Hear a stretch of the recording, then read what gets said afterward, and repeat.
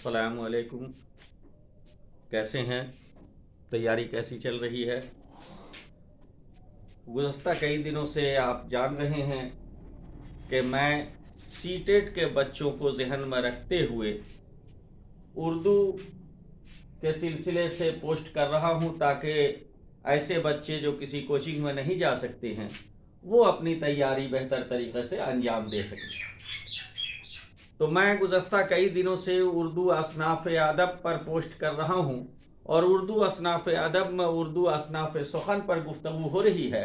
इससे क़बल मैंने उर्दू असनाफ़ सुख़न में हम्द, नात, मनाजात, मनक़बत और गज़ल की तारीफ़ और उसकी खूबियाँ, उसके अक़साम पर पोस्ट किया है। आज मेरा उन्वान है क़सीदा। मैं छोटे छोटे वीडियोस बना रहा हूं ताकि आप आसानी से कभी भी देख सकें और हर वीडियो में मैं अपने बाकी पिछले वीडियो का इसके निस्बत से जो है उस सब का लिंक दे देता हूं ताकि आप पूरे को देख सकें। अगर आपने हमारे YouTube channel Arfin Noor target coaching by Arfin नूर को सब्सक्राइब नहीं किया है तो सब्सक्राइब कर दें ताकि जैसे ही मैं कोई वीडियो अपलोड करूं आपको उसकी जानकारी मिल जाए। मैं सीटेट के सारे पहलुओं पर आपसे गुफ्तगू करूंगा, सिर्फ उर्दू ही नहीं बल्कि पेडागोजी पर भी गुफ्तगू होगी और मैथ के सिलसिले से भी मैं आपकी तैयारी में कुछ मदद करने की कोशिश करूंगा। मेरी ये कोशिश है कि मैं आप तक पहुंच सकूं, ऐसे बच्चों तक जो किसी कोचिंग में जाकर तालीम हासिल नहीं कर पा रहे हैं या किसी मजबूरी के सबब कहीं नहीं पढ़ पाते हैं, तो उनके लिए ये मेरी कोशिश है कि वो मैं उन तक पहुंच सकूं। कसीदा लफ्ज कसद से बना है।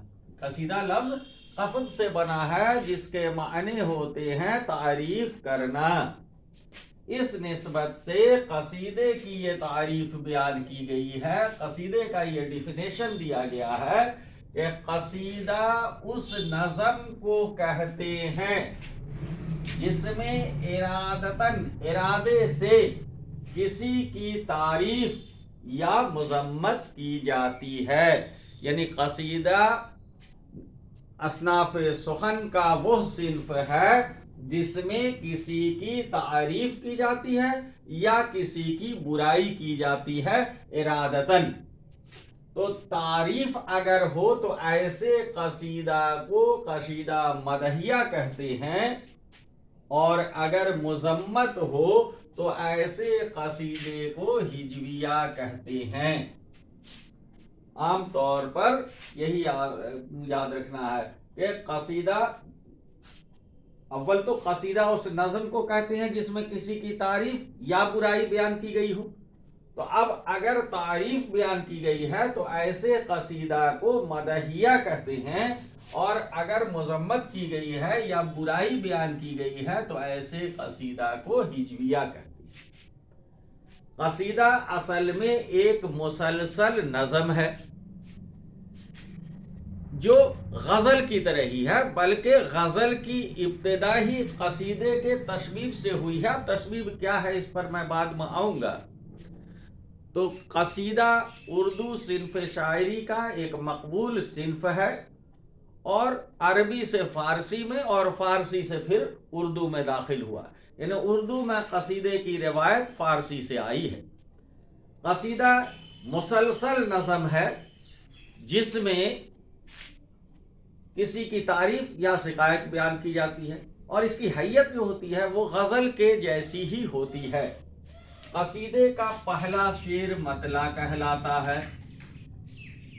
कसीदे का पहला शेर मतला कहलाता है, जैसे गज़ल का पहला शेर मतला कहलाता है। और कसीदे के मतला के लिए भी वही शर्त है जो गज़ल के मतला की तारीफ है। यानी कि मतला का दोनों मिसरा, मतला का जो शेर होता है उसका दोनों मिसरा हम रदीफ और हम काफिया होता है। लेकिन कसीदे में रदीफ का हम रदीफ होना ज़रूरी नहीं है, सिर्फ काफिया से भी काम चल जाता है। तो अगर हम काफिया रदीफ दोनों हम काफिया और हम रदीफ हो जाए तो बेहतर है, वरना हम रदीफ ज़रूरी नहीं है, हम काफिया होता है। लेकिन अमूमन मतला یا جو قصیدہ ہوتا ہے اس کا مطلع کا دونوں مصرع ہم ردیف اور ہم قافیہ ہوتا ہے، اور باقی اشعار جو ہوتے ہیں اس کا ثانی مصرع ہم ردیف اور ہم قافیہ ہوتا ہے۔ اگر ہم ردیف نہیں بھی ہو تو قصیدہ لکھا جا سکتا ہے، لیکن عموماً ہم ردیف اور ہم قافیہ ہوتا ہے۔ اب ہے قصیدہ لفظ جو ہے یہ عربی لفظ ہے اور اس کے معنی ہوتے ہیں گاڑھا مغز۔ گاڑھا مغز، گاڑھا مغز اس کے معنی ہے۔ گاڑھا مغز جسم میں، دماغ جسم کا بادشاہ ہوتا ہے، اسی طرح اردو صنف شاعری میں قصیدے میں جو کسی کی مدح کی جاتی ہے یا مذمت کی جاتی ہے، اس کی وجہ سے تمام اصناف میں اس کو جو مقام حاصل ہوا وہ وہی مقام ہے جو جسم میں سر کے مغز کا ہے۔ اس نسبت سے اس کو قصیدہ کہا گیا، کیونکہ یہ گاڑھا مغز، جیسے سر میں گاڑھا مغز ہوتا ہے ویسے ہی اصناف سخن کا یہ گاڑھا مغز ہے، یعنی اصناف سخن کا ایک بہت ہی مقبول ترین صنف ہے۔ اصناف سخن کا ایک بہت ہی مقبول ترین صنف ہے جس میں کسی کی تعریف یا کسی کی شکایت کی جاتی ہے۔ اب ہے، میں نے پہلے بھی کہا کہ حیت کے اعتبار سے یہ غزل سے ملتی جلتی ہے، یعنی غزل میں جو باتیں ہوتی ہے وہی بات اس میں بھی ہوتی ہے۔ انسانی جسم میں غزل کا، انسانی جسم میں مغز کا جو مقام حاصل ہوتا ہے، اردو صنف شاعری میں قصیدہ کا وہی مقام حاصل ہے قصیدہ کو، اس لیے قصیدہ گاڑھا مغز یعنی قصیدہ کہلاتا ہے۔ قصیدہ عربی لفظ ہے، عربی لفظ قصیدہ کے معنی ہوتے ہیں گاڑھا مغز، اور اس کو قصیدہ اسی لیے کہا جاتا ہے کہ یہ انسانی جسم مغز کا جو مقام ہے اردو صنف سخن میں وہی مقام قصیدہ کا ہے۔ اصل میں عرب میں بادشاہت سلاطین کے زمانے میں قصیدے لکھا کرتے تھے، درباری شاعر جو ہوا کرتے تھے وہ قصیدے لکھا کرتے تھے اور انعام و اکرام سے ان کو نوازا جاتا تھا۔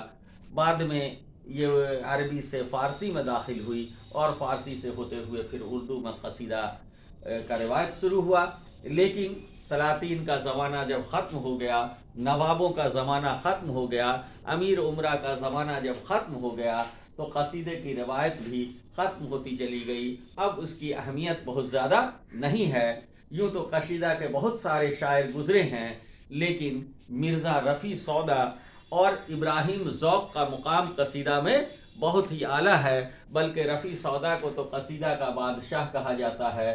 یعنی قصیدہ لکھنے میں جو سب سے اہم مقام حاصل کیا ہے وہ مرزا رفیع سودا ہیں، اور اس کے بعد ابراہیم ذوق کا نام آتا ہے۔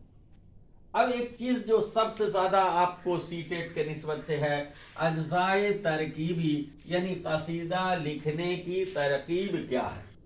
تو قصیدہ کی اجزائے ترکیبی میں سب سے پہلے آتا ہے تسبیب۔ تسبیب تمہیدی گفتگو ہے، کسی بھی موضوع پر چاہے وہ نثر ہو یا نظم ہو، اپنی بات کہنے سے پہلے تمہیدی گفتگو کی جاتی ہے۔ اسی طرح قصیدہ لکھنے سے پہلے تمہیدی گفتگو کی جاتی ہے۔ تسبیب میں بہار کا منظر کشی کیا جاتا ہے، پھول کی منظر کشی کی جاتی ہے، جس کی تعریف بیان کرنی ہے تو اس کے نسبت سے ایسا ماحول بنانے کی کوشش کی جاتی ہے تاکہ اس کی تعریف آگے بیان کیا جا سکے۔ تو اس میں خوبصورتی کے ساتھ منظر کشی، خوبصورت منظر کشی کی جاتی ہے۔ عام طور پر بہار کے منظر کا ذکر کیا جاتا ہے۔ اس کے بعد گریز۔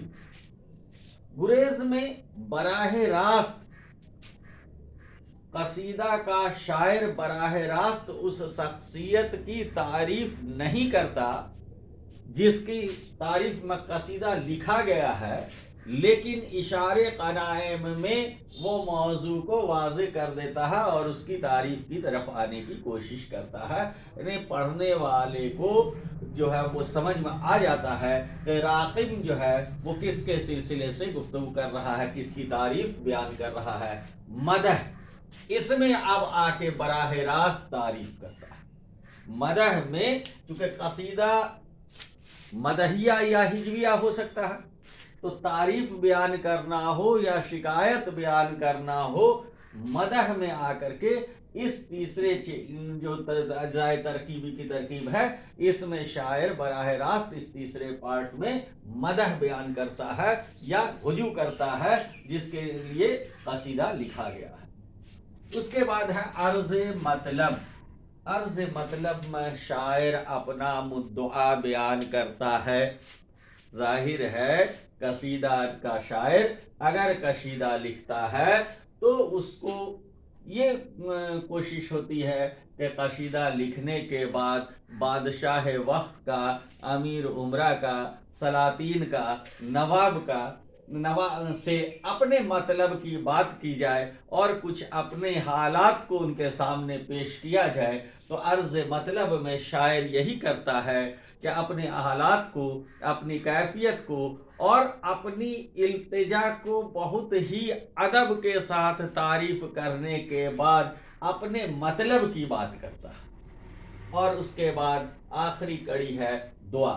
لیکن ایک بات میں بتا دوں, عرض مطلب ضروری نہیں ہے. قصیدہ کی اجزائے ترکیبی میں شامل ہے تصویب, گریز, مدح, عرض مطلب, دعا, لیکن عرض مطلب ضروری نہیں ہے.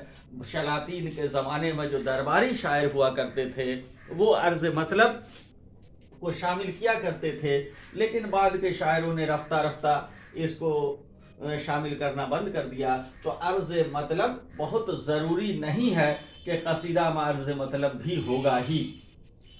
دعا یہ آخری کڑی ہوتی ہے قصیدے کی. قصیدہ میں شاعر جس شخص کے لیے قصیدہ لکھتا ہے اس کے حق میں دعا کرتا ہے اور پروردگار سے طلب کرتا ہے کہ یا اللہ اس کے حیات و خدمات کو قبول کر اور اس کو اعلیٰ درجات بلند کر. تو قصیدہ لفظ قصد سے بنا ہے. قصیدہ ارادتاً لکھی گئی نظم ہوتی ہے جو کسی کے ہجو یا مدح میں لکھی جاتی ہے. اگر مدح میں لکھی گئی تو مدحیہ, ہجو میں لکھی گئی تو ہجویہ. یہ یاد رکھنا ہے. قصیدہ غزل کی طرح ہوتا ہے اور قصیدے کے تصویب سے ہی غزل کی ابتدا ہوئی ہے, جس میں بہار کا ذکر, حسن کا ذکر, پھولوں کی خوبصورتی کا ذکر کیا جاتا تھا. اسی سے معشوق کا ذکر شروع ہوا اور غزل کی ابتدا ہوئی. تو غزل کی ابتدا جو ہوئی ہے وہ قصیدہ کے لفظ تشبیب سے ہی ہوئی ہے. تو غزل کے جیسا ہی اسم کا پہلا شعر مطلع ہوتا ہے, غزل کے جیسے ہی قصیدے میں بھی یہ شرط ہے کہ کم از کم 5 اشعار ہونے چاہیے. زائد کی اس میں بھی کوئی قائد نہیں ہے. مطلع کا جو شعر ہوتا ہے وہ دونوں مصرع ہم ردیف اور ہم قافیہ ہوتا ہے نا, اور دیگر اشعار جو ہوتے ہیں اس کا ثانی مصرع ہم ردیف اور ہم قافیہ ہوتا ہے. لیکن ایک چیز میں بتا چکا ہوں کہ قصیدہ میں ردیف ہم ردیف ہونا ضروری نہیں ہے, صرف ہم قافیہ سے کام چل جاتا ہے. مرزا رفیع سودا اور مرزا ابراہیم ذوق قصیدے کے سب سے اہم شاعر ہیں. اس سے قبل میں نے جو پوسٹ کیا ہے تو وہ حمد پہ پوسٹ کیا ہے. حمد کی تعریف, نعت, مناجات, منقبت اور غزل, تو اس کا لنک بھی میں اس میں ڈال دوں گا. آج انشاءاللہ میں مرثیہ پہ بھی انشاءاللہ آگے 1-2 روز میں پوسٹ کروں گا, کوشش کروں گا کہ آج ہی ڈال دوں.